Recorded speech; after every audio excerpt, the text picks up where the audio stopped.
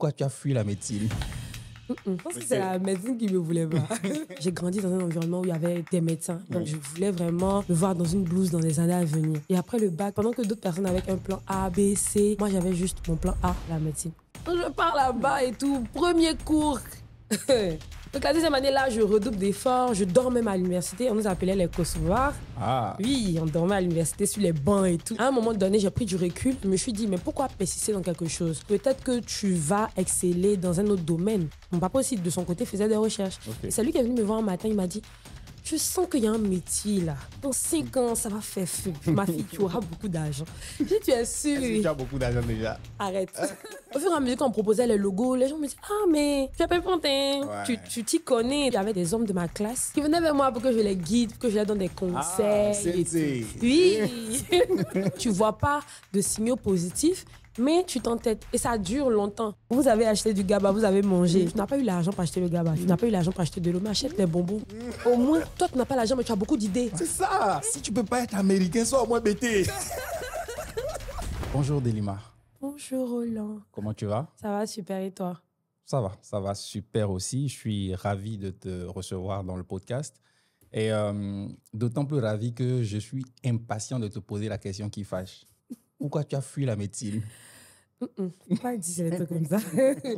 Faut pas dire les trucs comme ça. J'ai pas fui la médecine. Je pense que c'est la médecine qui me voulait pas. Qu'est-ce qui s'est passé? Raconte-nous ce qui s'est passé. Donc, en fait, le truc, c'est qu'après le bac, et avant le bac, depuis petite, je voulais être médecin. Donc, j'ai grandi dans un environnement où il y avait des médecins. Donc, je voulais vraiment me voir dans une blouse dans les années à venir.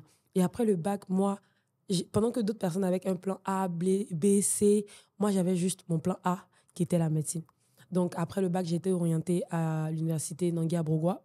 Et c'est là que, généralement, les médecins sont. Et il n'y a pas d'université privée en Côte d'Ivoire pour faire médecine. Et moi, j'étais orientée en odontostomatologie. Normalement, si je finissais, j'allais devenir dentiste. Ok. Donc, je pars là-bas et tout. Premier cours.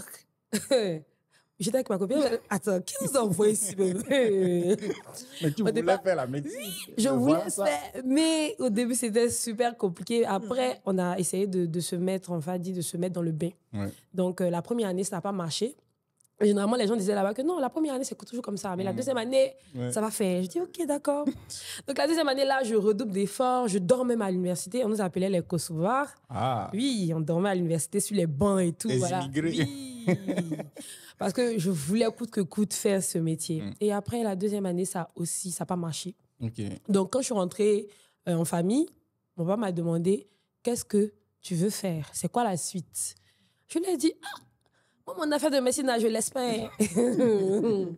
Il m'a dit, donc, on fait quoi? Je dis, laisse, calme-toi, je vais aller faire des recherches. Et je pense que je vais trouver des universités à l'extérieur pour pouvoir être médecin. C'est quoi le problème? En fait, les universités, le problème était lié aux universités d'ici. Non, je me suis dit que vu qu'ici, déjà, on est 3 000, 4 000, et on prend, je crois, 200 ou 300. Voilà. Donc, vu que c'est un concours, je me dis, étant à l'université, en université privée, ça peut aller.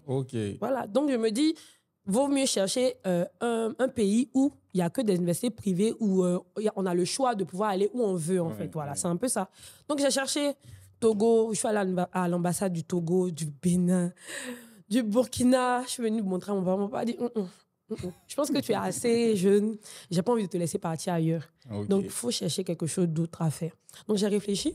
Et vu qu'avant même d'avoir le bac, mes frères voyaient en moi une fibre artistique. Ça, on va y venir. On va y venir. Mais bon, là, tu éclaircis. C'est la médecine qui ne te voulait pas. C'est ça. La médecine ne me voulait pas. Ce que je n'ai pas fait d'entrée, c'est de te laisser te présenter. Maintenant qu'on sait que tu n'as pas fait la médecine, tu n'es pas médecin, je te laisse te présenter à l'état civil et nous dire ce que tu fais. D'accord, je suis Delima Abi, je suis infographiste senior, social media manager.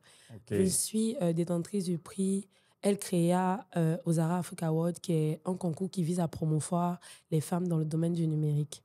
Et j'ai été deuxième au AK, catégorie créative femmes en 2023. C'est du lourd, comme on dit. Non, pas du tout. Quelle non, pas du tout. Non. Donc, les gens comprennent que de base, tu aurais pu être médecin et finalement, tu as choisi cette voie-là. C'est ça. Donc, quand papa se rend compte qu'il ne veut pas te laisser partir, les frères, comme tu as commencé, ont trouvé une fibre artistique en toi. Ça a été quoi la suite? Ils t'ont suggéré de faire une école? Comment ça s'est passé? Ils m'ont suggéré d'aller à l'INSAC. Parce que pour eux, c'était ça. Je parlais beaucoup, je bougeais beaucoup. Okay. Et vu que dans ma famille, il y a beaucoup de personnes qui ont fait communication. Mon frère est photographe. Et lui, il avait déjà commencé. Mais on était dans une période où les gens minimisaient un peu le métier. Ouais. Donc, que ce soit la photographie, l'infographie, c'était vraiment pas des métiers que les gens aimaient. Ouais. Voilà. Donc, quand ils m'ont dit ça, j'ai dit, OK, d'accord, il n'y a pas de souci. Et je vais aller voir, je vais faire des recherches. Mon papa aussi, de son côté, faisait des recherches. Okay. Et c'est lui qui est venu me voir un matin, il m'a dit, je sens qu'il y a un métier là. Dans 5 ans, ça va faire feu. Ma fille, tu auras beaucoup d'argent. Je dis, tu es sûre? Est-ce que tu as beaucoup d'argent déjà? Arrête. Arrête, non, on s'est débrouillé. Mais quand il m'a dit ça, il a dit, OK, d'accord, je te fais confiance. Et vu que tu es mon papa, je pense que tu ne peux pas me suggérer quelque chose de bizarre. Donc, il n'y a pas de souci, j'ai compris. Et c'est dans cette même veine que je suis allée m'inscrire à l'ISTC. J'ai passé le concours. J'ai été retenue. OK, c'est sur concours? Oui. Okay. ISTC, c'est sur concours. Donc, je suis allée à l'ISTC, j'ai été retenue, j'ai fait le concours, j'ai été prise. Et c'est là que je suis partie en art numérique. Okay. Et dans ma classe, on va dire tout le monde, il n'y a pas de spécificité dans la filière. Okay. Tout le monde est dans la même classe, on fait toutes les filières et toutes les matières en même temps. Et voilà. Donc, au fur et à mesure, toi-même, tu décides de migrer vers quelque chose. Donc, en première année, moi, je faisais beaucoup de web. Okay. Donc, c'était la base. Donc, HTML, CSS. Et quand on est rentré dans les profondeurs, dans le PHP, de base, il faudrait rappeler que quand je suis venue, j'avais des amis qui faisaient la 3D. Ouais. Donc, ça me plaisait beaucoup. Mais il faut dire que vu que je ne connaissais vraiment pas la filière dans laquelle je partais, j'ai essayé. C'est-à-dire, je suis venue, mais je ne connaissais rien. Donc, j'ai pris un ordinateur qui n'était pas vraiment performant. Ouais. J'ai choisi un ordinateur pour la couleur. J'adore le rose. Donc, j'ai pris un ordinateur rose. Genre, j'étais en mode girly. Pourtant, c'est pas ça. Tu dois prendre un ordinateur qui a voilà. C'était pas le cas pour moi. Donc, quand je suis venue en première année, il y avait des matières comme la 3D. Moi, mon ordinateur ne pouvait pas faire ça. Donc, ça m'a beaucoup frustrée au départ. Ouais. Donc, j'ai migré vers le web. Et quand je migrais vers le web, j'ai dit à mon papa, papa, ordinateur là, c'est pas bon. Hein? Il m'a dit, OK, d'accord, on va voir. Genre, reste avec ça la première année, la deuxième année, on verra. Et en deuxième année, j'ai commencé un peu à m'essayer aux affiches, dans les affiches. Donc, je faisais des affiches, des logos. Au fur et à mesure qu'on proposait les logos, les gens me disaient, mais tu es Pépintin, tu t'y connais. Donc, j'avais confiance. Je me disais, on dirait, je suis sur la bonne voie. Donc, ça, c'était pareil pour la deuxième année et la troisième année. Et quand j'ai soutenu, ma licence, c'était pareil. Et au fur et à mesure, il y avait des hommes de ma classe qui venaient vers moi pour que je les guide, pour que je les donne des conseils. Oui. Mais vraiment, c'était bien et je les vannais dessus. Ouais. On rigolait, c'était pas mal. Parce qu'il n'y avait vraiment pas beaucoup de filles dans notre classe. On était la génération où il y avait un peu plus de filles. Mais quand même, les filles, chacune essayait de se débrouiller tant bien que mal, quoi. Donc moi, je me débattais avec les hommes. Et ça me faisait vraiment plaisir. Donc, on peut dire que dans la vie, en vrai, on peut avoir des passions qui commencent un peu comme toi, tu voulais faire médecine. En fait, le souhait même de faire médecine depuis ton enfance, c'était venu de quoi? Tu as vu quelqu'un faire médecine? C'était venu de quoi? En fait, mon beau-père, le mari de ma maman, vu que je suis issue d'une famille recomposée, le mari de ma maman est médecin. Ah, je vois. Voilà. Il paraît que les premières inspirations qu'on a dans son environnement, que ce soit dans un film, un parent, un consort, c'est là où on va chercher. C'est ça. Donc, il lui fait plein de bisous déjà. C'est ça qui va regarder la vidéo. Donc, c'est à cause de lui, on va dire plus ou moins. Je voyais que ça me plaisait au fur et à mesure. Je le voyais dans sa blouse. Et je me disais, mais le fait d'aider les autres, c'est quelque chose qui me plaît, qui me passionne. Et j'aimerais vraiment faire un métier où je pourrais soigner, aider les autres, être aux côtés des autres. Voilà. Donc, c'est un peu ça. Donc, ça c'est fait. Tu aurais pu te dire, ça, c'est ce que j'ai toujours voulu faire. C'est ça. Peu importe si ça ne marche pas, c'est-à-dire, si ça ne marche pas, je vais tout faire pour que ça arrive. Pourquoi tu n'as pas tout fait pour que ça arrive? Je sais pas, je sais pas. Peut-être que c'est ce que Dieu voulait pour moi, peut-être, je sais pas. Mais en tout cas, quand j'ai persisté dans le fait de vouloir forcément faire médecine, à un moment donné, j'ai pris du recul. Je me suis dit, mais pourquoi persister dans quelque chose? Faudrait au préalable faire autre chose. Peut-être que tu vas exceller dans un autre domaine. Donc, pourquoi vouloir t'entêter à faire quelque chose qui ne te réussit pas? Tu as fait Là, oui, tu avais 2 ans quelque part. Ouais. Tu t'es rendu compte que c'était un échec. C'est ton âge qui augmente quand même. C'est ton temps que tu as perdu. Donc, tu ne vas pas continuer dans ça pendant qu'il y a d'autres voies, il y a d'autres métiers, il y a d'autres filières, il y a d'autres branches qui peuvent te permettre d'avoir l'argent. Le but, c'est d'être heureux dans la vie. Pardon, répète. Le but, c'est d'être heureux, de gagner bien sa vie. Donc, ça sert à rien, en fait, de rester dans quelque chose et puis tu t'en sors pas. Tu te rends compte que ça va pas, mais tu persistes. Ouais. Après, il y a des personnes qui ont persisté aussi, qui ont, à la fin, qui ont eu des réussites et tout. Mais dans mon cas, je me suis dit, vaut mieux essayer quelque chose d'autre dans la vie. Quand tu tombes, faut te relever. Faut pas avoir honte de te dire non. Faudrait pas avoir honte de te dire non, il faudrait pas que je parte faire quelque chose d'autre à cause de la honte. Faut changer de filière, tu te réorientes et puis tu essayes maintenant d'exceller dans ce pourquoi ou bien ce dans quoi tu es actuellement. Moi, j'ai pour habitude de dire qu'il y a une différence entre endurance et entêtement. C'est ça. C'est souvent ambigu. On peut confondre l'endurance et l'entêtement, mais c'est pas pareil. Non, c'est pas pareil. Mais à quel moment est-ce qu'on juge qu'on est endurant ou qu'on est entêté, selon toi? Bon. Moi, personnellement, je pense que quand on se dit, quand quelque chose, on sent que c'est de l'endurance, peut-être au fur et à mesure qu'on fait, on voit un peu le fruit des efforts. C'est vrai que c'est difficile, mais progressivement, tu vois que si tu continues, tu peux en fait devenir quelqu'un que tu vois en fait. Tu vois, il y a des signaux positifs en fait. Effectivement. Mais l'entêtement, c'est négatif, tu continues. C'est négatif, tu continues. C'est négatif. Tout le monde te parle, on te dit ah ça là c'est compliqué. Mais tu t'entêtes, tu vois pas de signaux positifs, mais tu t'entêtes et ça dure longtemps. Moi personnellement, je me dis on peut se donner un objectif. On peut se dire jusqu'à 3 ans, 4 ans. Si ça n'a pas marché, je change. Mais tu ne peux pas rester dans 10 ans, tu es dans la même chose, et puis ça ne t'interpelle pas. C'est qu'il y a un problème. Ouais. Et ça, je pense que ça dénote aussi de ce qu'on appelle, dans le langage, on va dire, on appelle les KPI. C'est ça. Il faut, quand on veut faire quelque chose, te dire quels sont mes indicateurs de performance. Comment est-ce que je juge, j'analyse si j'évolue ou pas, si je suis sur la bonne voie ou pas. Il faut se donner des objectifs smart. Tu as parlé, par exemple, du temps. Ah, est-ce que je fais ça pendant 3 ans pour voir, j'ai mes KPI, je définis. Mais quand on subit la situation, on est là, on dit un jour, ça va marcher. Le jour ne vient jamais. C'est ça le truc.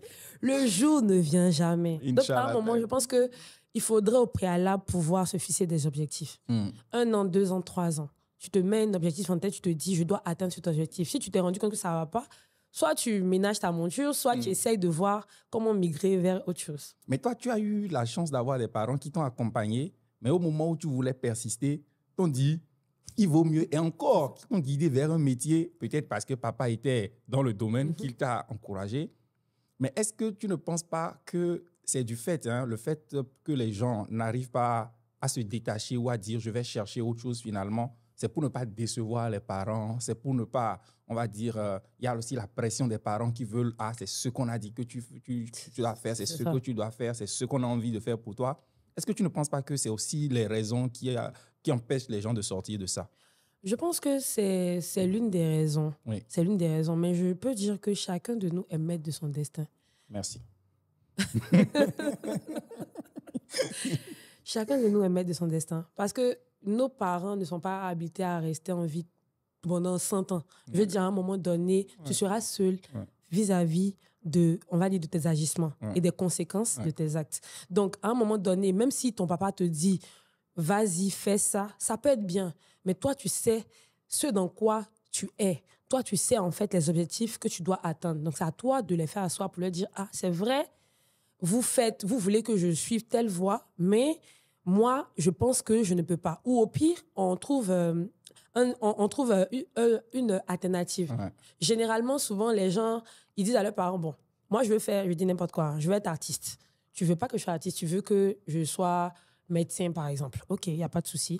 Je vais étudier la médecine, mais à un moment donné, toi-même, tu vas voir que je vais changer. Et ils font les deux. Et à un moment donné, ils laissent et ils font autre chose. Ouais. Et leurs parents comprennent. Au départ, c'est difficile, il y a un bras de fer, mais après, les parents disent, OK, comme c'est ce que tu veux faire, je te laisse faire. Le point que je voudrais aborder, tu as insisté dessus beaucoup, même si c'est pour rigoler, c'est les mecs, ils étaient là, j'étais meilleur qu'eux. En vrai, c'est quoi la position d'une femme dans le monde qui limite, qui veut dire, qui est plutôt masculin a priori, où voilà, les designers, tout cet environnement-là, c'est très masculin souvent. C'est quoi la place de la femme et comment est-ce que toi, tu t'es tracé ton chemin? D'accord. Moi, on va dire, je ne vais pas dire que j'étais graciée, mais je veux dire simplement que j'ai su mettre les opportunités près de moi. On va dire ça Exemple. comme ça. Exemple. Dans ma classe, par exemple, c'est vrai que j'étais une femme douée par rapport à certains hommes de ma classe. Ouais. Mais en fait, j'étais plus ou moins la chouchou des hommes. Donc, j'étais... On dit souvent chouchou des nanas, ça c'est... Non. C'était un peu comme... Il y a d'autres qui étaient plus âgés. Donc, notre grande sœur, il y a d'autres, c'était mes grands frères. Donc, je suis très adorable. Donc, je peux aller vers quelqu'un pour dire... Mon grand frère, est-ce que tu peux m'aider? Et je faisais toujours une mine de petite fille innocente pour qu'on puisse m'aider. Et lorsque, par exemple, j'étais, même en licence 2, en fait, il y avait des personnes qui ne me connaissaient pas qui m'aidaient. Ouais. Parce que tu sais demander, en fait. Je demandais toujours. Ouais. J'avais un parrain qui s'appelait Aléchou, qui était quelqu'un qui venait me donner des cours gratuitement. Il y avait lui, il y avait un autre aussi, Brice, qui venait aussi me voir et qui me donnait des conseils. Donc là, il y avait la partie quand j'étais à l'école. Quand j'ai quitté l'école, que je suis allée me rentrer dans la vie professionnelle, j'ai rencontré un ami de classe sur mon lieu de travail. Okay. Donc là-bas, c'était mon pote, mais je ne savais pas qu'il était dans l'entreprise. Et quand je suis arrivée là-bas, il était là. Je me suis dit, lui là, il est fort. Comment je peux faire en sorte d'être un peu à son niveau? Donc, il faisait partie des rares, mais qui était plus fort que toi. Tu n'as pas précisé ça. Ok, il faisait partie des rares mecs qui étaient plus forts que moi. Ouais. Mais lui, il avait fait l'infographie depuis sa classe de 6e. Okay. Donc, quand il était venu à l'école, il connaissait déjà. Il n'avait pas besoin de faire des cours. Lui, il était juste venu pour le diplôme. Ouais.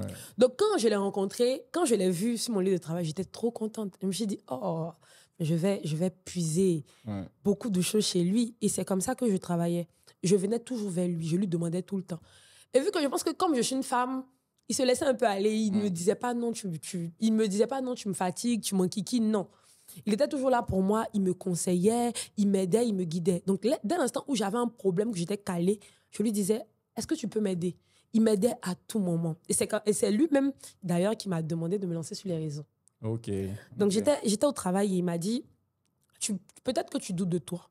Peut-être que tu as l'impression de ne pas être douée. Le syndrome de l'imposteur. Mais moi, je vais te dire quelque chose. Je trouve que tu es très talentueuse. Et ça ne sert à rien de te cacher. Monte-toi sur les réseaux. Je lui ai dit, mais j'ai peur, je commence comment? Il me dit, monte-toi sur les réseaux. Je lui ai dit, OK, donc filme-moi. Donc, c'est lui qui me filmait pour mes vidéos. Donc, même si j'ai une petite vidéo à faire de 10 secondes, 15 secondes, c'est lui qui me filmait pour les vidéos. C'est lui qui m'a appris aussi les montages, les bases du montage. Donc, il me filmait pour les vidéos, je postais. Et c'est là que, on va dire, il y a eu un bim. Parce que sur LinkedIn, généralement, il y a beaucoup plus d'hommes dans le domaine que de femmes. Ouais. Et encore, les femmes douées, il y en a. Ouais. Mais celles qui se montrent sur les réseaux, elles ne sont pas nombreuses. Je pense que nous sommes nombreuses, mais il y a beaucoup qui sont timides, ou il y a beaucoup qui aiment rester dans leur zone de confort. Parce que déjà, on nous taxe, nous les infographistes, de bizarres. On dit que on les nerds. On nous trouve un peu bizarre, un peu dans notre coin. Même ça, c'est depuis l'école même. On disait, mais les gens de A numérique, là, ne leur parlez pas. Ils sont un peu isolés. Ils font, on dirait, des fous. C'est comme ça qu'on nous traitait à l'école généralement. Donc, dans ce domaine, les femmes, comme j'ai dit, elles sont talentueuses. Mais il y a beaucoup qui veulent rester dans l'anonymat. Et moi, quand je suis venue sur les réseaux, on va dire, je ne sais pas si c'est rare, mais c'était vraiment rare de voir une femme dans le domaine.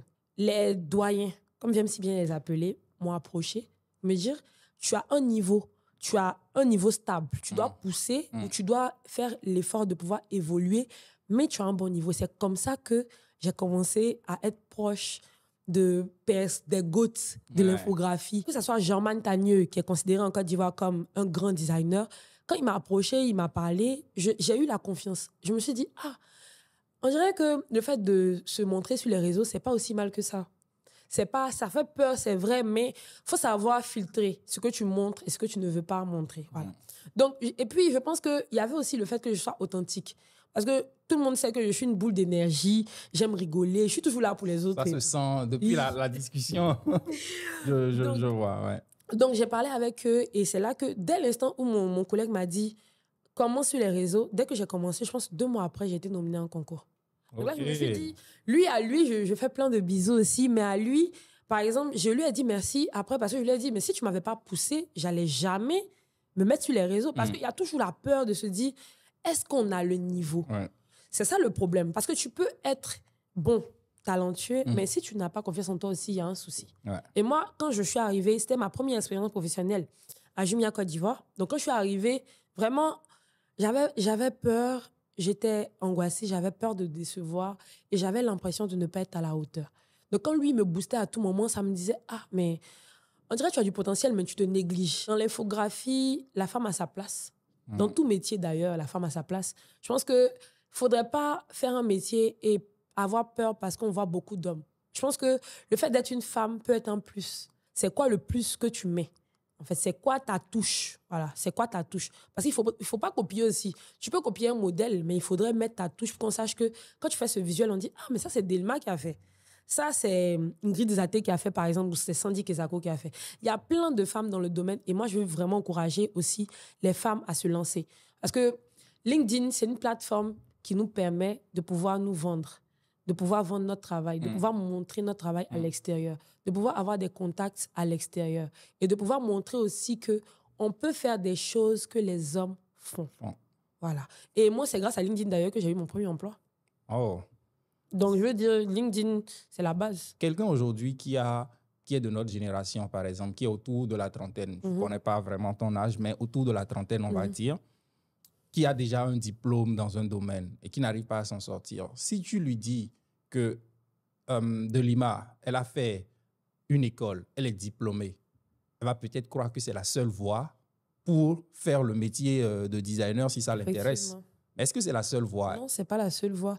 On n'est pas forcément obligé de partir dans une école d'art pour avoir des notions en infographie. YouTube existe pour ça. Il y a plein d'autodidactes même qui sont plus, on va dire, plus performants, plus puissants que des personnes qui ont fait forcément l'école. Parce que l'école ne nous apprend pas tout. Il faudrait qu'on puisse le dire aux gens. L'école ne nous apprend pas tout. On nous montre des bases à l'école. C'est à toi de pouvoir te perfectionner. C'est à toi de pouvoir faire des recherches, pour pouvoir évoluer, pour pouvoir grow up. Parce que tu ne peux pas te dire que non, l'école va tout m'apprendre. C'est faux. C'est faux. Mais c'est ce que l'école promet. Hey. C'est pas de notre faute si l'école nous promet ça. Faut laisser ça. L'école ne peut pas tout apprendre. Même si tu es diplômé, que tu as un master, je dis n'importe quoi. Après, au fait, en entreprise aussi, on ne regarde pas les diplômes. C'est vrai qu'on regarde les diplômes. Mais dans notre domaine, on regarde la compétence. Tu peux avoir une licence, venir en entreprise, on te dit de détourer, tu n'arrives pas à détourer. Comment? Pourtant, tu as une licence. Tu as un master en art numérique, par exemple. On te demande de faire un visuel. Tu piques pas. En langage ivoirien, on dit tu piques pas. Ok. Bon, tu piques pas. Tu piques pas. On fait comment? C'est ça le vrai problème. Le vrai problème, c'est que les gens ont tendance à croire que l'école nous apprend tout. Si tu ne fais pas des recherches personnelles, tu ne vas pas évoluer. Parce que tu vas avoir des diplômes, mais tes diplômes ne vont te servir à rien. Ta compétence, c'est laquelle? Ta compétence, c'est laquelle? C'est quoi le plus que tu as sur tes diplômes? C'est ça. C'est ça le truc. Donc, il faudrait que tout le monde se dise, tout le monde sache que l'école n'est pas la seule voie pour réussir forcément dans le domaine. On peut être autodidacte et être très, très, très performant. Maintenant, on peut apprendre sur le tas même et ensuite se perfectionner et enfin avoir son diplôme. Depuis, on n'a pas parlé, on va dire, de ton parcours professionnel. Tu as glissé à un moment que tu as fait Jumia. Tu es toujours à Jumia. Non, je suis plus à Jumia. Mais tu disais aussi que tu as trouvé ton premier job grâce à LinkedIn. Oui. Donc, c'était quoi le premier job? C'était à Jumia, justement. Ça s'est passé comment? Et ça a été quoi la suite de ta carrière?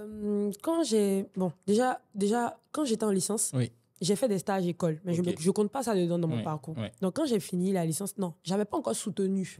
Et j'étais sur LinkedIn. Je cherchais, parce qu'on avait fait un cours où on parlait des réseaux sociaux. Donc, on a créé un compte Behance. Je pense toute la classe. Un compte Behance. un compte LinkedIn. Facebook, c'est la base. On avait un Facebook et Instagram. Mais on a créé les deux comptes. Et moi, je postais rien sur les comptes. Et un jour, vu qu'on était en train de finir et on devait soutenir, et moi, je me suis dit, ben, j'ai pas envie de rester comme ça à chômer pendant que je vais soutenir. Je peux rester comme ça et ne pas avoir de job. Donc, il faudrait chercher. Et j'ai commencé à postuler. Déjà, sans LinkedIn, j'ai commencé à postuler. Et je suis allée sur LinkedIn, j'ai vu, en cherchant un poste d'infographiste à Jumia, Côte d'Ivoire. Donc, je suis allée, j'ai postulé. Quand j'ai postulé, je crois 2 jours après, on m'a appelé. Ouais. Quand on m'a appelé, j'ai fait l'entretien. Le même jour, on m'a appelé pour me dire que j'ai été prise. Mais je n'avais pas encore soutenu. Donc, j'ai dû discuter, négocier avec eux pour que je puisse avoir le temps de soutenir, me reposer et venir. Donc, j'ai commencé à Jumia le 13 septembre 2021. Donc, tu as laissé même te reposer. C'est chic, oui, hein?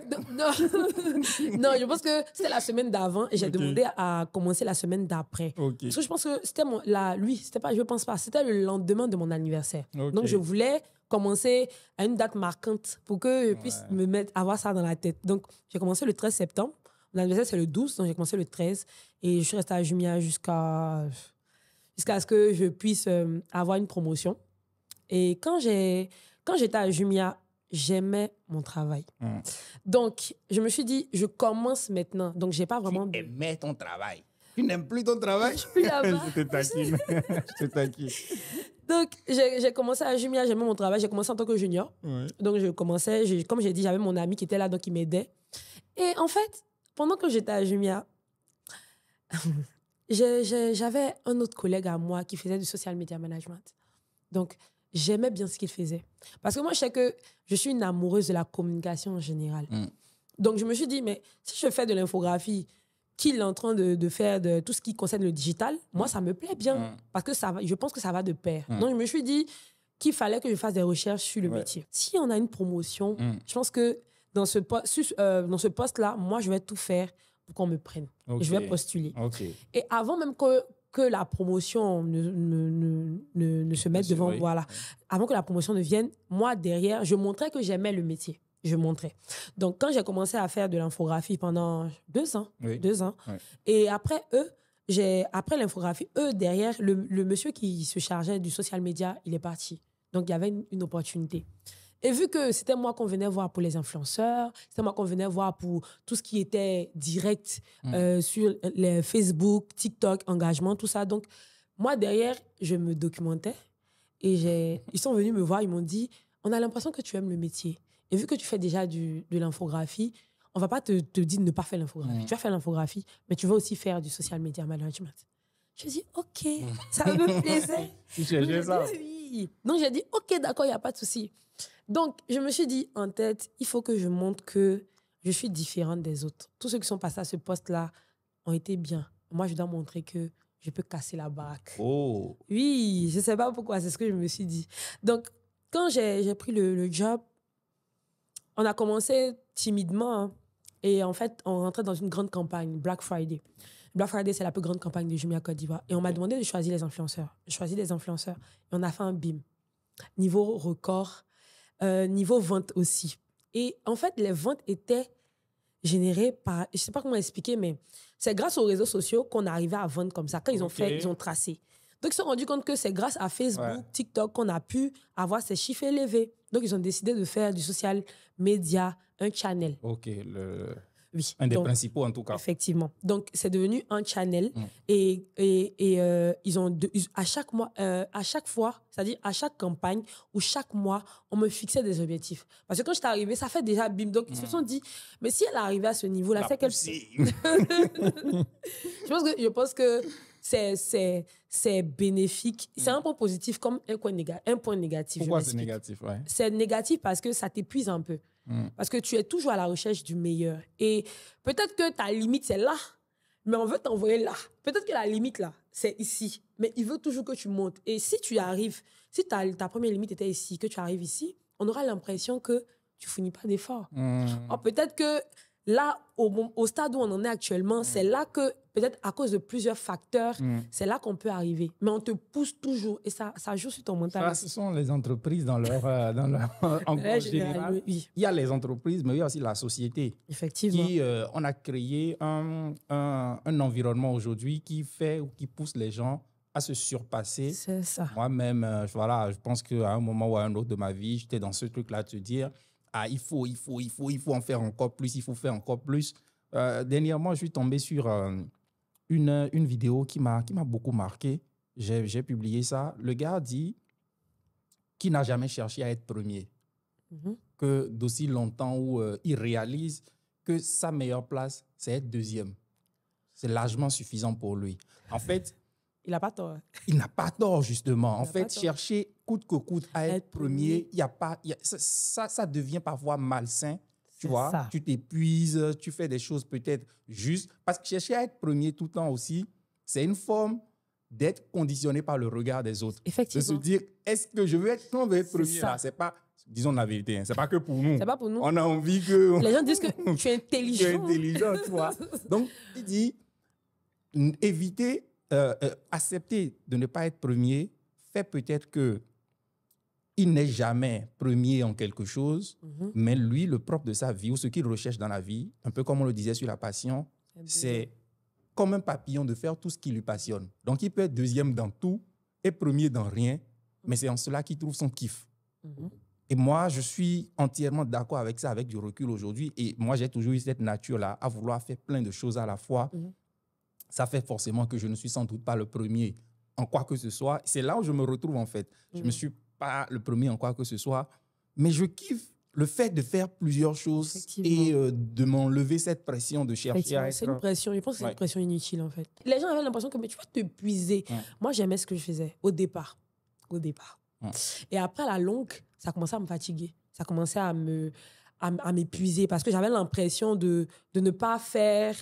j'avais l'impression d'être perdue. Je m'explique. Je faisais du social media management, c'est vrai. J'avais atteint les objectifs en un temps record. On me demandait beaucoup de choses. J'essayais plus ou moins de réaliser, d'atteindre les objectifs. Mais à un moment donné, je me suis rendu compte que j'étais jeune et que je faisais 2 trucs en même temps. Du social media management et de l'infographie. Je me suis dit, mais tu n'es pas vieille. Tu peux pas faire... Parce que pour moi, le fait d'être un modèle, parce que le fait d'être sur les réseaux, de parler de ma passion qui est l'infographie, j'avais des personnes qui m'estimaient ou qui m'estiment. J'avais des personnes qui m'écrivaient pour me dire que je suis plus ou moins leur modèle. Donc, tu te rends compte que tu es un modèle dans le métier de l'infographie pour certaines personnes, mais toi-même, tu as l'impression de ne pas être à la hauteur. J'avais l'impression d'être... Mais est-ce que ça ne revient pas à la pression inutile dont on parlait tout à l'heure? C'est ça. Parce que j'avais l'impression de faire du 50-50. J'avais l'impression de ne pas exceller dans l'infographie. J'ai eu l'impression de couper. J'ai coupé, en fait, ce qui me passionnait pour faire une autre passion. J'ai trouvé que c'était un peu trop prématuré. J'ai trouvé aussi que je m'étais trop vite lancée dans le social media management. Je trouvais que je pouvais rester dans l'infographie, exceller. Et ensuite, quand j'ai fini de prouver ce que j'ai approuvé, je pars maintenant vers du social media management. Okay. Et là, je me pose, je fais des recherches. Et là, maintenant, je suis experte dans le domaine. Mais vivre en même temps des 2 passions, ça m'épuisait mentalement. Donc, à un moment donné, il fallait que je puisse réfléchir. Voilà. Donc, je me suis assise et j'ai dit que mieux je continue dans l'infographie, je finis et je repars derrière. Donc, j'ai coupé, j'ai démissionné. Démissionné? Oui. Démissionné à cause de ça ou J'ai démissionné parce que je me suis rendu compte que c'était pas... Je sais pas comment expliquer. Je me suis rendu compte que je faisais les 2 en même temps. Je faisais 50-50. J'avais pas l'impression d'exceller dans un domaine plus que l'autre. Oui, mais justement... J'ai eu une meilleure opportunité, il a démissionné. Ah, mais voilà, tu dis tu as une meilleure opportunité. Non, parce mais il ne peut pas démissionner comme ça. Non, mais...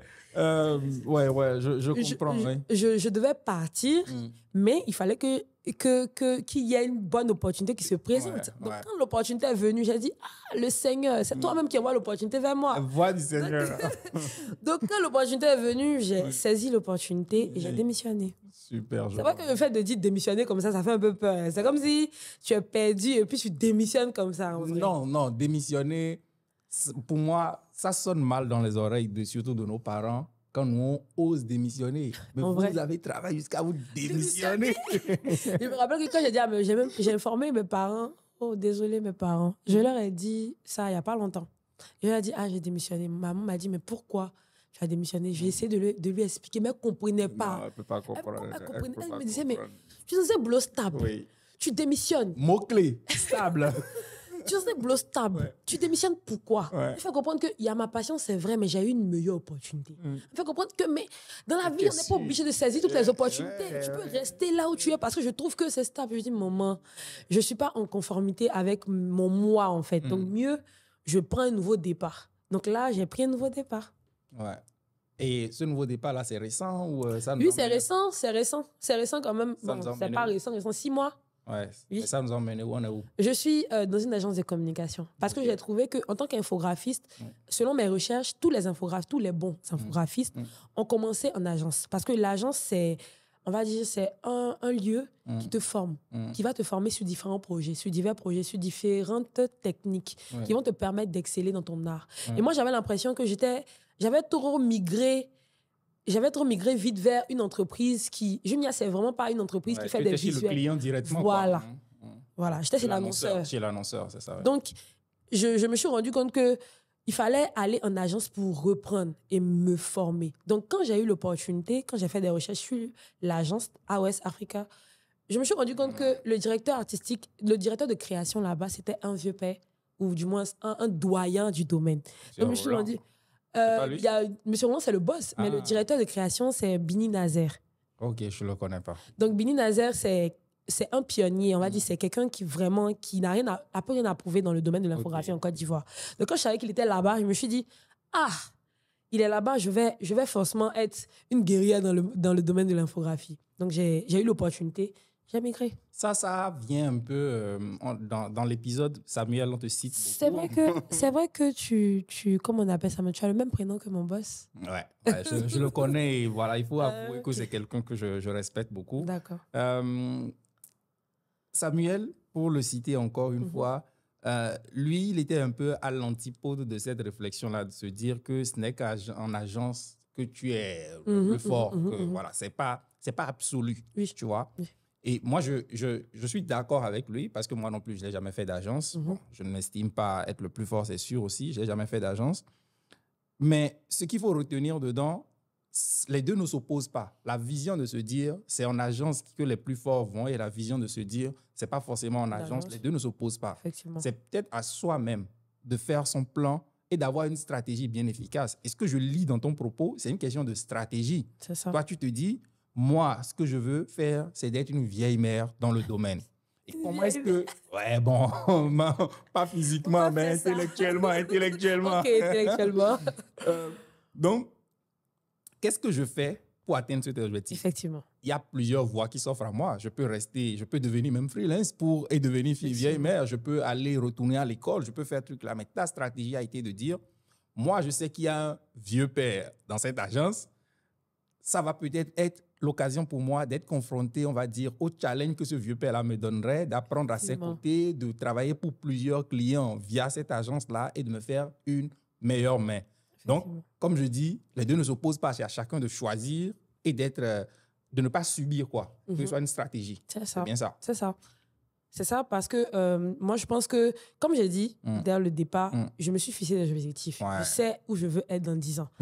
Donc, je mets les moyens, on va dire, pour pouvoir atteindre mon objectif. Donc, quand j'ai commencé en tant que social media manager, j'aimais ce que je faisais, mais je me rendrais compte que peut-être que c'est l'objectif final qui est là. Ouais. Mais moi, je suis en train de faire l'objectif final. Pourtant, je suis super jeune. Ouais. Donc, il faut reprendre à zéro.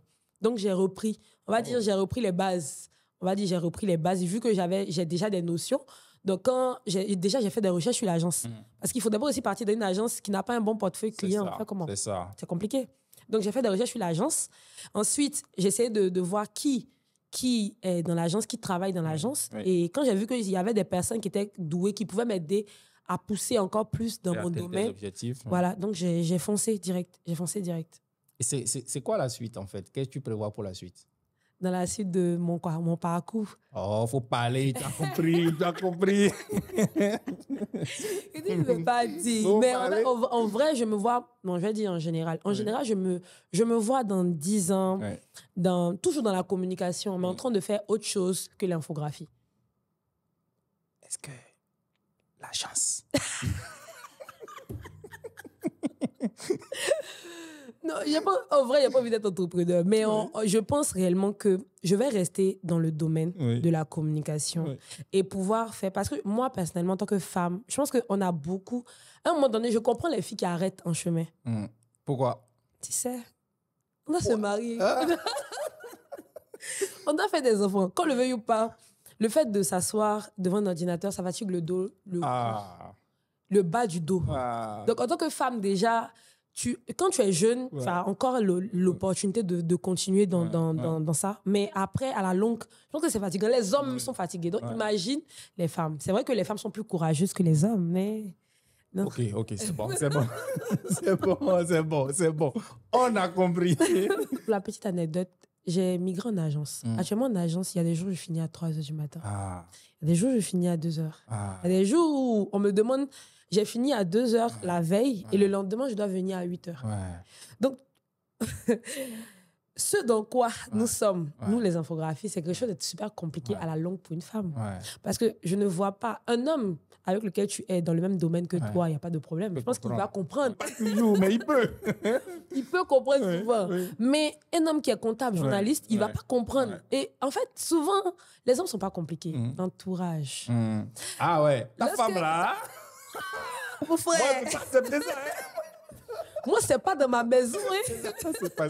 Donc, tu vois, la belle-sœur, la maman... Je t'explique qu'un jour, j'ai fini à 3h du matin. J'ai pris un taxi. Dans la voiture, j'étais au téléphone avec une de mes amies et je lui disais, j'ai fini tard aujourd'hui. Le taximètre, il faisait... Fini tard. Donc, quand j'ai coupé, je dis, chef, mais... J'ai fini, tu murmures pourquoi dans mon affaire? Il dit, mais c'est quel travail toi tu fais et puis tu finis aussi tard. Que moi, je t'ai pris devant une villa. Je t'ai dit, oui, mais mon entreprise, c'est une villa. Mais c'est pas vrai. Il m'a pris devant une villa. Je dis, oui, effectivement, c'est mon entreprise. Il dit, mais c'est quelle entreprise? En tout cas, il m'a fait... En tout cas, moi, ma femme ne peut pas rester tard comme ça jusqu'à 2h du matin. Qui va préparer? Je dis, Et après, quand tu t'assois, que tu réfléchis, tu te rends compte qu'à long terme, ça sera vraiment chaud. Que ça soit pour ta famille, pour ta vie de femme, pour ta vie de mère, ça sera vraiment compliqué. Donc, tu es obligé de choisir un métier qui va t'aider dans 10 ans, on va dire, à pouvoir te stabiliser. Faire cette transition. Voilà, effectivement. Ouais. Ça aussi, c'est quand... Moi, je voudrais vraiment qu'on mette les choses dans leur contexte. C'est quand on a décidé de faire cette concession-là. Parce que on n'oblige personne à faire cette concession. Tu peux être femme et te dire, ouais, moi, s'il n'y a pas un mec qui accepte mon métier tel qu'il est, parce que c'est pas pour un mec que je changerais. Effectivement. Tu vois, effectivement. Alors, c'est un choix personnel. C'est un choix personnel, très clairement. Je pense qu'on se rapproche un peu de la fin, ou on n'est pas très loin de la fin. Je ne sais pas s'il y a des sujets, il y a des choses sur lesquelles tu veux revenir, parce que même s'il y a des questions, n'hésite pas. Si tu as des questions, n'hésite pas. Mais s'il y a un sujet sur lequel tu veux revenir, quelque chose qui te voilà, un message que tu as envie de porter. Oui. Je veux m'adresser déjà aux gens en général, à toute personne diplômée ou non qui est à la recherche peut-être d'un travail. Bon, on va parler des diplômés d'abord avant de parler des sans-emploi. Déjà, je veux prendre un exemple. Tu es comptable. Ou tu as fait des études en comptabilité, mais tu t'es rendu compte que peut-être que tu as le diplôme, mais tu n'as pas de travail. On a parlé du fait que tu dois, en tant que personne, pouvoir avoir des objectifs. Mais si tu as un diplôme, que tu n'as pas de travail, tu ne peux pas t'asseoir, te reposer comme ça et attendre un travail. Dieu fera. Non, Dieu ne va pas faire. Dieu omnipotent. Broom a chanté que Dieu ne peut pas foutre. Tu devras en fait faire en sorte déjà de te créer des opportunités. De te créer des opportunités, c'est important. Comment se créer des opportunités?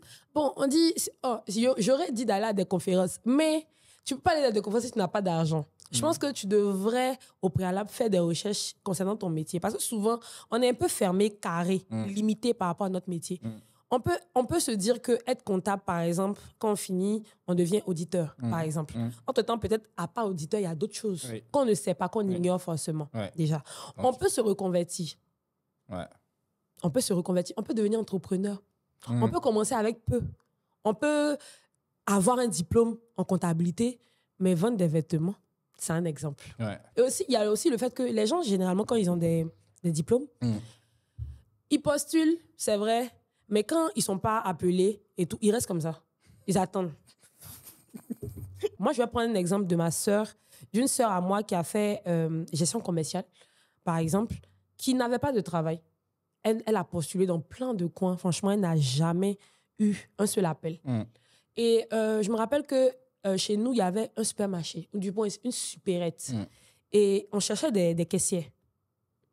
Elle est venue postuler en tant que caissière. Elle a été formée. Elle est restée là-bas pendant 1 an. Et quand elle a fini on va dire qu'elle a fini son travail de caissière, elle a été appelée pour son métier. Donc, elle est revenue en arrière et elle a continué son métier. Mais avant même de commencer le métier de caissière, elle était assise à la maison. Au départ, elle était découragée parce qu'elle avait postulé partout, mais elle ne trouvait pas du travail. Et lorsqu'on lui a parlé, pour lui demander de chercher ailleurs, parce que je pense qu'il y a plein d'opportunités. Moi, j'ai déjà été hôtesse dans des événements. Je veux dire, on ne peut pas s'asseoir comme ça. On peut se chercher, trouver les opportunités. Parce que moi, par exemple, je veux dire, j'avais envie d'essayer d'autres choses.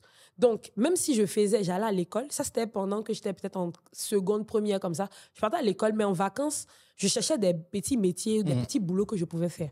Donc, je partais m'inscrire en agence, c'est gratuit, on ne paye pas. Donc, quand il y a des événements, on nous appelait pour aller sur les sites pour être hôtesse. À la fin, on nous donnait, je crois, 14 000 ou 12 000. Je pense qu'il y avait 14 000, 12 000. On peut aller à Coco Vico ou à Djamé, acheter des friperies, commencer à vendre ça d'abord et ensuite continuer. Avec maintenant TikTok, on peut faire aussi beaucoup de choses, je pense. Moi, je pense que je suis très en phase avec ce que tu dis. Et je pense que la façon de réfléchir, c'est la façon d'aborder le sujet qui n'est pas toujours la bonne. Parce que quand tu dis à quelqu'un de se chercher, et tu prends l'exemple de ta sœur, ça c'est un parfait exemple, et plein de personnes doivent se retrouver dans ce type de solution. En fait, ce qui empêche souvent les gens de faire ou de se chercher de façon ouverte, c'est le regard des autres. Et ça, il faut pouvoir le bannir. Il faut pouvoir, en toute chose, analyser sa vie ou ce qu'on fait en termes de stratégie. On manque très cruellement de stratégie dans la vie. C'est ça, on subit trop de situations et on ne fait pas les choses de façon stratégique. La stratégie, c'est de se dire, ce n'est sans doute pas le métier que je cherche ou ce n'est sans doute pas le niveau que je cherche pour ce métier-là. Peut-être que je vends des friperies, mais je n'ai pas envie d'être juste vendeuse de friperie pour 100 000 francs, faire un chiffre d'affaires de 100 000 francs le mois. Peut-être que j'ai envie de vendre des friperies et de faire un chiffre d'affaires de 2 millions, de 3 millions le mois. C'est possible. Mais quand je n'ai pas encore la possibilité de faire ce que ma vision me permet de faire là, qu'est-ce que je fais en attendant? Quels sont les chemins, quels sont les pas que je pose maintenant qui vont chaque jour me rapprocher de ma vision? Je veux être comptable dans une entreprise. C'est ce que j'adore faire, ta sœur. Ou ta sœur. Mais qu'est-ce que je fais en attendant? Peut-être que je fais une activité qui se rapproche de ça. Donc, je suis caissière. C'est plus ou moins parce que dans la journée, tu trimbales de l'argent, même si le comptable n'a pas vocation à toujours toucher à de l'argent. Mais tu touches à de l'argent, tu fais un point quand tu descends de la caisse. Donc, ça se rapproche à ça. Et si tu as une stratégie, c'est la façon dont tu mets le sérieux à faire ce métier-là. On n'aurait jamais rappelé ta sœur si elle n'avait pas été sérieuse dans ce qu'elle faisait. Donc, le soin que tu mets dedans. Et on a parlé tout à l'heure de comment est-ce qu'en faisant les choses chaque jour un tout petit peu, ça te donne de la confiance. Quand tu fais ça et que tu arrives à bien le faire, ça te donne de la confiance. C'est une preuve qu'un entrepreneur, même si ce n'est pas l'entreprise qui t'a recruté, ce qu'on recherche dans un CV, on te dit expérience professionnelle, 2 ans, c'est de savoir que tu as fait des choses quelque part. C'est ça. Donc, une stratégie de dire, moi, je veux retourner en entreprise. Ce que je veux faire, c'est de travailler dans une entreprise. Mais pour le moment, est-ce que je vais aller faire du bénévolat dans des associations de façon stratégique? Ça va me permettre de rencontrer du monde. Je ne vais pas m'asseoir bénévole pour être bénévole. Je vais être bénévole parce que je sais que dans cette association, il y a des gens qui viennent. Il y a des gens qui viennent en fonction du type d'entreprise dans lequel j'ai envie de travailler. Il y a des responsables de ces entreprises-là qui sont là. Il y a des employés de ces entreprises qui sont là. Ah, je vais faire hôtesse parce que je sais que je vais me retrouver sur des événements, je vais voir des gens, je vais rencontrer des gens. Et donc, ton approche en allant dans ces événements ou en étant hôtesse n'est pas une approche subie. C'est une approche stratégique. C'est ça. Et c'est ce qui nous manque. Ça me fait mal. Non, mais après, je pense que tout le monde n'a pas forcément, comme on dit, des objectifs et tout le monde n'a pas forcément la bonne stratégie. Mais c'est le péché. C'est ça le truc. Et le truc, c'est que tout le monde doit se fixer des objectifs. Parce qu'il y a des gens qui sont en train de... qui travaillent, mais qui n'ont pas un objectif à long terme. Qui ne savent même pas dans 10 ans, ils veulent devenir quoi. Si tu leur demandes, mais qu'est-ce que tu veux devenir dans 10 ans, ils ne pourront même pas te répondre. Et je pense que c'est très, très, très grave. C'est grave. Après, comme tu as dit, il y a du bénévolat qu'on peut faire aussi. Parce que ça aide. Maintenant, je pense qu'il y a beaucoup de... Il y a des organisations. Franchement, il y a beaucoup d'organisations. Les gens se retrouvent dans ces organisations-là. Il faut... Est-ce que tu as le réseau? Et le réseau se trouve où? Tu vois, c'est là où il y a le réseau, vraiment. Il y a le réseau un peu, quand même. C'est là où le réseau se trouve. Tu dois avoir le réseau. Mais c'est ça la stratégie dont on parle, en fait. C'est ça le truc. Parce que moi, je pense que quand j'ai commencé dans le domaine, à un moment donné, j'ai trouvé le réseau.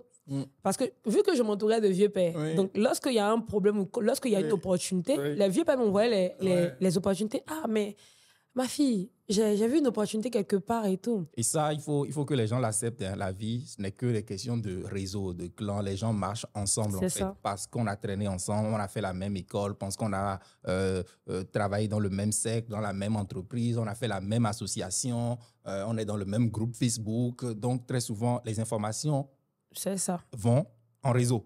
Et maintenant, même, tu as l'impression que les offres, il y a beaucoup d'offres d'emploi, mais les gens qui vont, c'est le réseau. Est-ce que tu as le réseau? C'est la question. Là, on ne parle pas de réseau 4G. Aider les gens peut changer une situation. Peut-être que tu es allé au supermarché, tu as aidé quelqu'un. Demain, il peut te revoir et il va te dire « Ah, mais lui, il est gentil, il m'a aidé une fois. » Donc, ça crée des opportunités. Dans la veine de quelqu'un qui t'a aidé, que tu as aidé, qu'on sort et tout, j'ai même une phrase qui va un peu à l'encontre. C'est pas à l'encontre, mais comme j'aime souvent dire, les choses ne s'opposent jamais. C'est dans des contextes que c'est vrai ou ce n'est pas vrai. Ça. Mais quelqu'un dit aussi que la meilleure façon de se faire des amis, et tu l'as prouvé tout à l'heure, c'est de demander de l'aide. Quand tu demandes de l'aide à quelqu'un, « Ah, mon vieux père, ah, mon truc là », les humains adorent qu'on vienne. Ils aiment se sentir un peu... Et les gens t'acceptent, les gens, « Ok, c'est ma bonne petite. » C'est ça. Voilà, donc... Les amis. En vrai, je pense que c'est plus facile pour une femme que pour un homme. Parce que tu peux faire mon vieux père avec un autre monsieur, la même promo. Bien sûr. De la même promo, mon vieux père. Bien sûr. En fait, moi, je pense que dans la vie, j'ai toujours dit... honte. Avoir honte? Non, il ne faudrait pas avoir honte. Non, il ne faut pas avoir honte. Il faut avoir de l'ego. C'est vrai. Ça. Mais là, moi, j'aime dire, et j'ai fait une vidéo la dernière fois, je ne l'ai pas encore publiée, c'est l'ego n'est pas l'ennemi. Pour moi, l'ego n'est pas l'ennemi. Je pense, que dans la vie, il faut trouver le juste milieu en toutes choses. Quand tu as un ami vers qui tu te tournes tout le temps, et tu demandes de l'aide, toi, tu ne fais que demander de l'aide, tu as un problème, tu as un manque d'ego. Si l'ami ne te demande jamais de l'aide, c'est qu'il y a un problème. C'est ça. Je ne dis pas que la demande doit être 50-50, ce n'est pas ce que je dis. Mais il faut aussi que tu sois quelqu'un sur qui on puisse compter. Tu dois pas être toujours la main qui tend. La main qui demande. Tu dois aussi... Tu tends ta main tous les jours. Tu vois? C'est compliqué. C'est en cela qu'il faut avoir un minimum d'ego, de se dire, ah oui, d'abord, il faut enlever l'ego. C'est-à-dire, tout pour moi est une question de contexte. Quand j'ai besoin de la personne, mon ego ne doit pas sortir. C'est ça. Maintenant, quand j'ai fini d'avoir l'aide, je dois ressentir une certaine redevabilité vis-à-vis de la personne, pas forcément de la même intensité, pas forcément du même degré, mais me dire, il faut que moi-même, j'ai un certain niveau pour que demain, si la personne a besoin de moi, je puisse aider. C'est ça. C'est ton ego aussi qui contribue à ça. Tout le monde doit se mettre ça en tête. C'est pour ça que, généralement, les gens prennent les exemples du style où toi, tu sors avec moi, par exemple, pour aller prendre un pot. Tu payes la nourriture, je peux au moins acheter de l'eau. Voilà, tu vois. Achète de l'eau qui est un très bel exemple. Oui? Tu ne dois pas être le gars qui... On ne te demande pas, on ne te dit pas, on sort, il faut qu'on fasse 50-50, c'est pas ça l'idée. On ne dit pas, non. Mais toi aussi, fais des choses qui font que tu contribues. Effectivement, même si c'est aussi minime, c'est petit, c'est pas grave, tu as contribué. Oui, tu peux au moins parler. Si quand l'addition arrive, toi, tu es toujours au téléphone, tu es en train d'envoyer un message. Mais non, c'est pas bon, gars. On a acheté. Vous avez acheté du GABA, vous avez mangé. Tu n'as pas eu l'argent pour acheter le GABA. Tu n'as pas eu l'argent pour acheter de l'eau. Mais achète les bonbons. Au moins. Ouais. On va prendre pour lever le goût du GABA dans la bouche. Au moins, je veux dire contribuer. C'est important. Après, c'est un peu difficile pour certaines personnes de se mettre dans ce genre de c'est pas tout le monde qui a ce genre de pensée ou tout le monde qui a forcément envie de se dire qu'on peut compter forcément sur lui. Il y a des personnes qui aiment être dans ce genre de posture-là. Il y a des gens qui aiment ça. Je pense que c'est à proscrit. C'est pas tout. Oui, c'est pas des choses. Oui, c'est très dangereux. Très dangereux. Parce que si. Tu as une censure, quoi. Tu as une censure. On te le dit pas directement, on te le dit indirectement. C'est grave. Je pense que tout le monde a un peu envie d'être un peu leader, un peu devant. Et il faut un minimum d'ego. On ne te dit pas directement, mais si on va acheter du GABA, on va manger à la maison, on va chez la vendeuse de GABA, on achète le GABA. Celui qui a payé te remet le sachet pour garder. Ça veut dire, toi aussi, c'est à quelque chose. Mais gars, tu ne veux pas payer, tu ne veux pas acheter bonbons. Mais gars...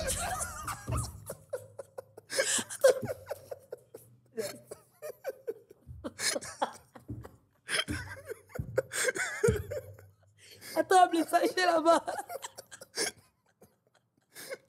Oh merde. Ou on te dit, prends l'argent, va acheter GABA. Oui. Soit même tu es le plus âgé du groupe. Oui. On dit, mais tiens, l'argent va acheter le GABA. Tu sais que ce sont tes petits frères qui sont envoyés. Mais tu n'as rien, tu n'as pas de plus-value. Quand tu es le plus riche de la famille et qu'il y a une réunion familiale, c'est pas qu'on attend. On t'attend. Oui. Mais ce n'est pas seulement qu'on t'attend. La réunion est pour 15h. Tu arrives là à 15h45. Les autres s'excusent d'être venus à l'heure. En vrai, c'est l'âge. Mais grand frère, tu es le petit frère. Tu es le petit frère.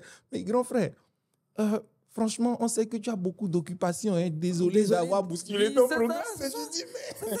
C'est ça, parce que tu as un poids et tout. Dans la réunion familiale où tu as un poids parmi tes amis. Même on peut avoir, ne serait-ce qu'un peu. On n'a pas beaucoup d'argent. On s'est entouré de personnes qui ont un peu plus que nous. Mais quand on va quelque part, comme tu as dit, il faut avoir l'ego. De un. Et de deux, aussi, il faut savoir s'imposer malgré le peu qu'on a. Il y a des fois, on n'a pas forcément de l'argent, mais quand on t'invite, que tu sais... On a autre chose à proposer. Peut-être toi, tu n'as pas l'argent, mais tu as beaucoup d'idées.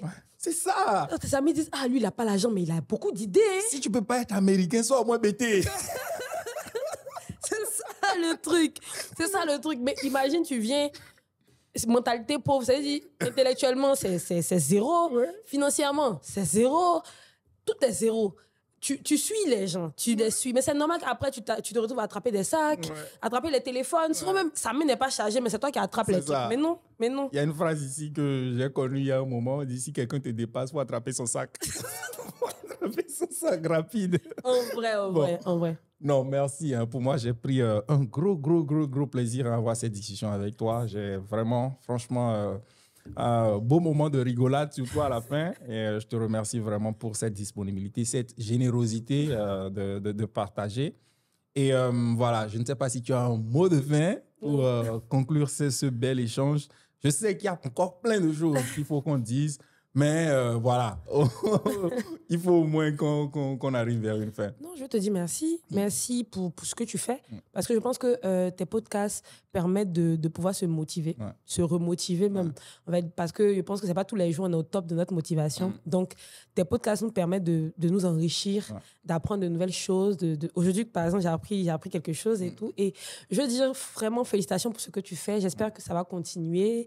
Et je souhaite beaucoup de succès à tes podcasts et je souhaite beaucoup de succès et je te souhaite beaucoup de succès dans tout ce que tu feras parce que vraiment, c'est vraiment un plaisir de pouvoir partager ce qu'on a, de pouvoir partager ce qu'on a vécu, de pouvoir partager son parcours, pour pouvoir édifier certaines personnes qui peut-être doutent d'eux, certaines personnes qui ont peut-être des potentiels endormis. Peut-être qu'en regardant la vidéo, ils vont se dire « Ah ouais, si elle a pu le faire, je vais le faire. » Donc c'est vraiment important pour tout le monde de pouvoir regarder ça et félicitations encore à toi. Je pense que c'est sur ces beaux mots qu'on va conclure ce bel échange et je vous dis rendez-vous dans un prochain épisode. Allez, salam.